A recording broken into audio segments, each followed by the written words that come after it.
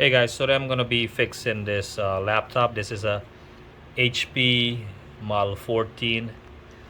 I'll put it in the description. I bought the screen, the LCD on Amazon. Um, they broke the lens. It's cracked, and it's very simple. You just take off this the frame, the plastic frame. You pop it out gently. There's glue holding it, and this is the cracked part here.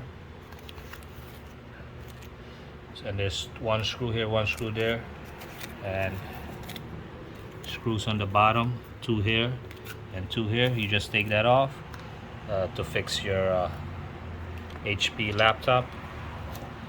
Very simple to replace. Alright guys, so I'm gonna try to use a blow dryer to heat up the side. Is glued on like really tight on the side here to get this off, so I can put on this one here. And this plastic part is in the front of the computer like this. You just pop it out gently. There's like clips holding it. So I'm gonna use the heat gun right now, or the blow dryer.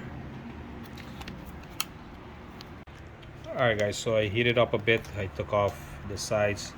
There's the like the tape here, the glue. Only this is a screen right here. I just gotta disconnect it from this part here and this bottom here. And put it back on.